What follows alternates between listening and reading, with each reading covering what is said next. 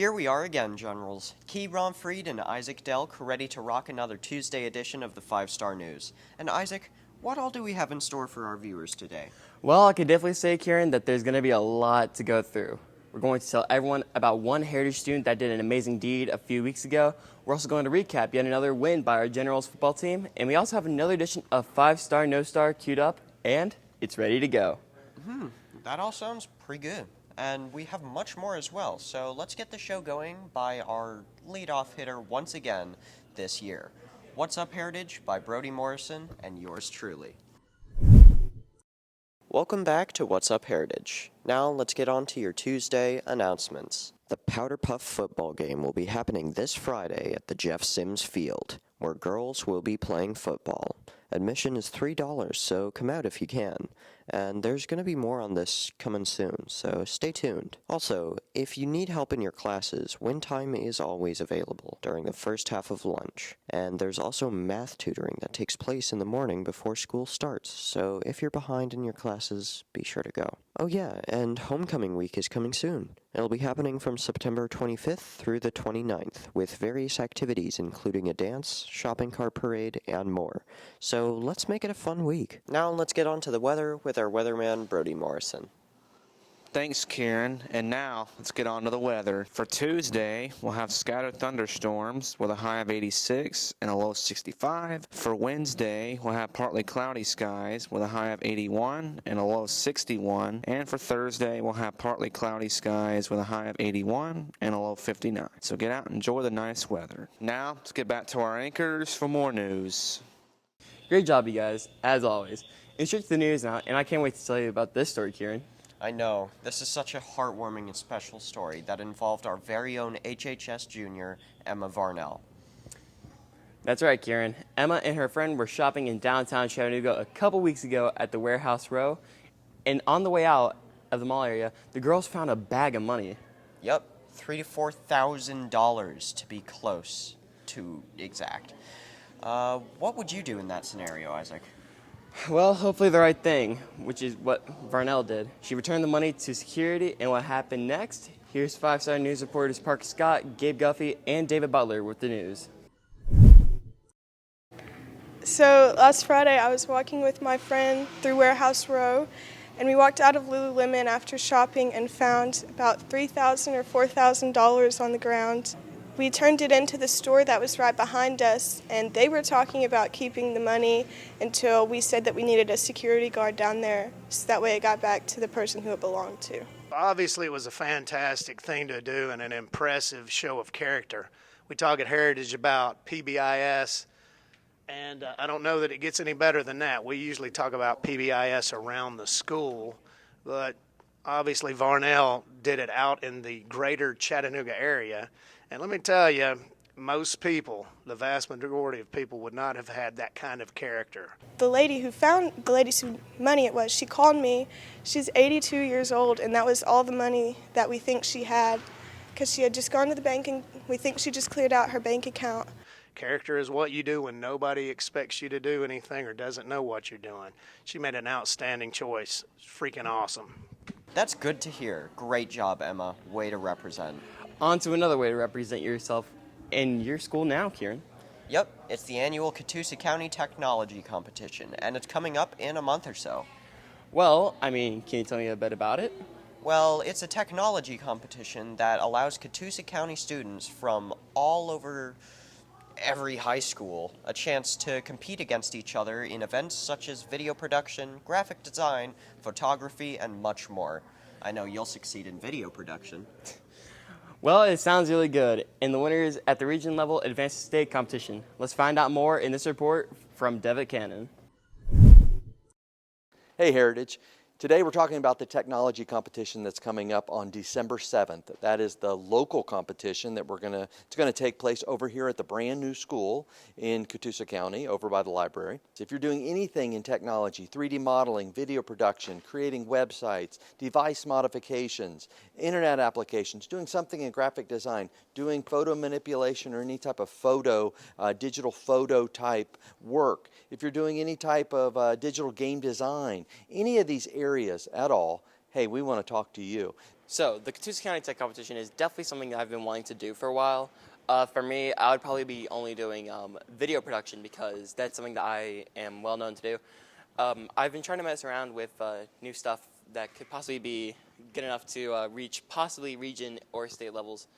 But before I even have to do that, I have to pass county level. So last year, what I did for the competition was I turned in my project called Metasnake, which was a snake game that you can play across multiple different screens. Like the snake would literally move from one screen to the other. It took a long while to write all of the code for that, and I'm really happy that that last year I was able to win first place, at least in the 9th and 10th grade division and such. Take advantage of this opportunity, students. It sure would look good on a college resume. now on to a special event taking place here at the school in a few weeks. Yep, and this one will take place on Saturday, September 30th. A homecoming dance? You nailed it, Isaac. The first of its kind in a long time here at HHS. How'd it happen this year? Here's 5-star news reporter Cole Denton and Nate Trobaugh with the report. Hi everybody, I'm Miss Gonzalez. I am a sponsor for the sophomore class, and I am helping put on the homecoming dance of 2023 here at Heritage High School.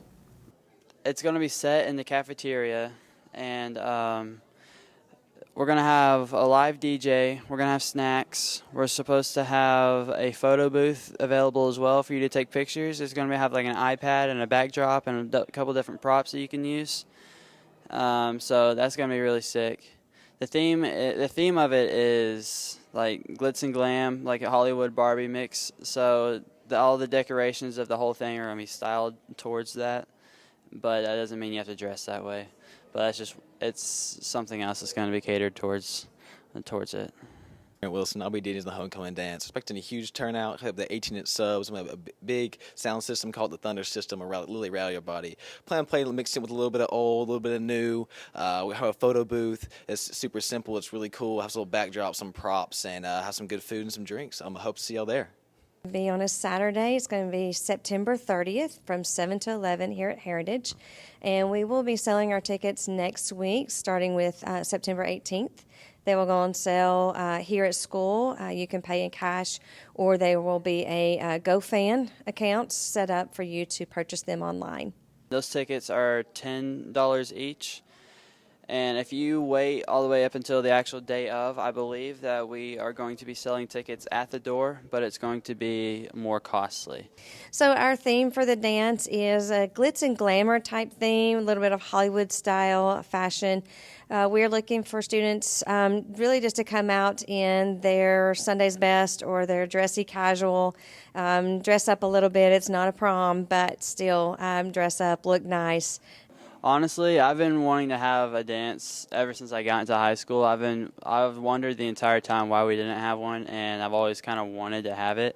And this year, I decided, why not go for it? My senior year, let's end it off with something big. Let's start a homecoming dance. Also, I had some other inspiration. My girlfriend has one, so I was like, hey, why don't we have one as well, you know? Let's go ahead and do it. It'll be fun. That sounds cool. It's time to get into a break now. Yeah, but don't go away, because if you do, you'll miss an exciting recap from Friday's big football win at Ridgeland. Yep, you're going to have some cool entertainment stories in store as well. Stick around. Sports is next.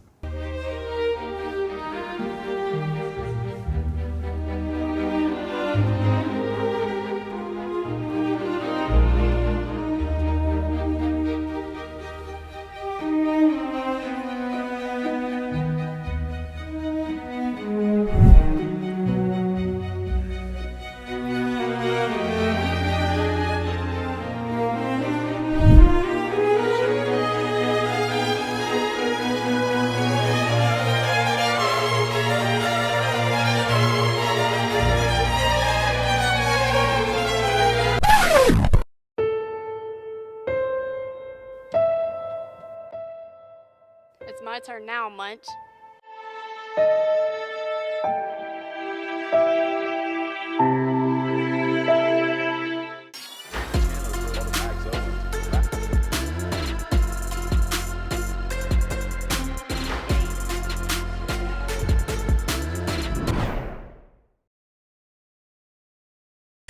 Welcome to Sports, everyone. Tyler Grant here, joined by my partner Bryce Quells. We have some good things going on today in sports. We sure do, and we'll start you off with the 3 straight football win. This one, a 28-7 rout of Ridgeland last night. Yep, a big region win for sure. Let's get over to Coach Green and Deacon Lewis for a game recap. The Generals took the field at Ridgeland last Friday night looking for their 3rd straight win of the year, and more importantly, their first region win of the season. And it didn't take long for the Generals to break out on top in this one. Very first possession of the game, Brady Chandler throws a quick screen to speedy wideout Cody Bryan, and Bryan does the rest. Avoids several tackles down that long left sideline and scores from 52 yards out. It's 7-0 Generals. Brady played a great game, super proud of him. Really big emphasis on him and his focus this week, and he came out ready to go. He was focused, he made good decisions, threw good balls, proud of him. The Panthers would tie the game up at 7 early in the second quarter, but it didn't take long for the Generals to reclaim the lead. Here Chandler hits his favorite target, Max Owens, on a 38-yard post pattern. It's good for a touchdown, 14-7 Generals at the half. We had a few seams, a few posts. Sometimes they would roll down their safety, so we would try to get a seam off. But two of our touchdowns came off a Viper post when they were just playing too high, and just let Max bend that right there and then hit him over the middle and let him go score. Midway through the third quarter now, and the Generals extend that lead to 21-7 on this 5-yard run by Drew Bradley. The Generals' D would play tough all night as well. Here Evan Wingrove gets in on the act. It's hard to be a good quarterback when you don't have time to throw it. He didn't have a chance. Our D-line and linebackers just got after their butts all night.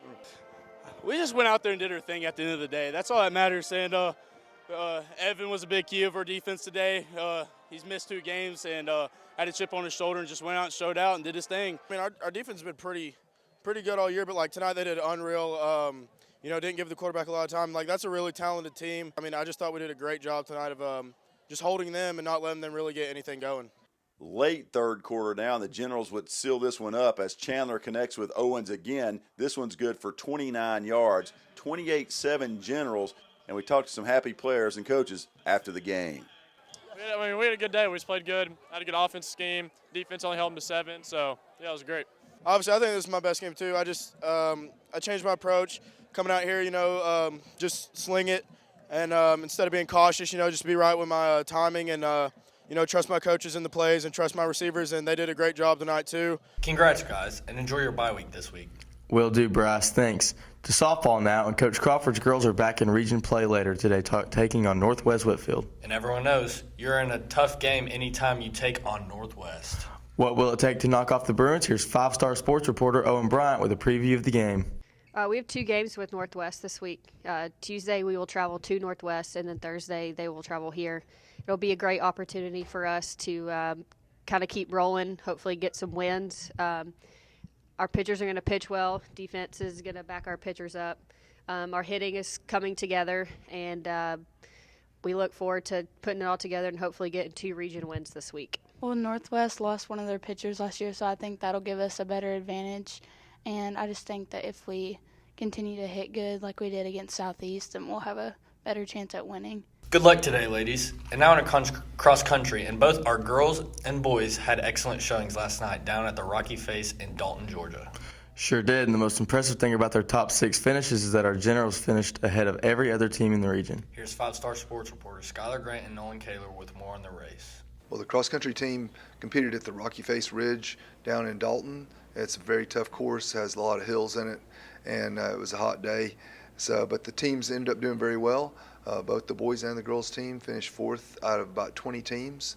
There was a lot of teams out of Chattanooga and North Georgia at this race. And another positive thing is that the boys team, they beat rival Northwest, which is one of our region teams.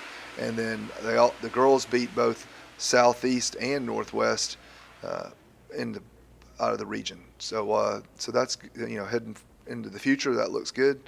Thanks for sports, you guys, and congrats to all of our teams over the weekend. Now to some entertainment. It's time to hit up our 5-star, no-star crew and see what they have shaking for us this week. Last week, the guys found out that Kayla Lopez was a 5-star in football. This week, the sports choice is spike ball. Who showed out today? Here's Talon, Sarah, Gage, and Bree with the report. Hey y'all, it's Sarah Sailors and Brianna Wilson, and this is a 5-star, no-star competition. This week, we're going to do spike ball. Let's go find our contestants. I'm here with today? Jake Parker. Jake Bias. Cohen Fletcher.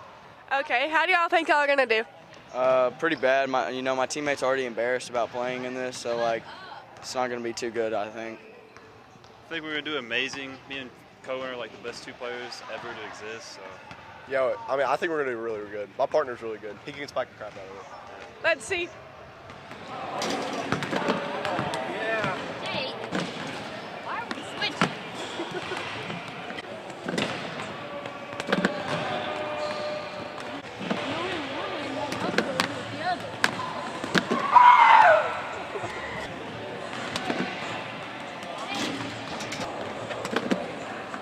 All right, y'all. How do y'all think y'all did today?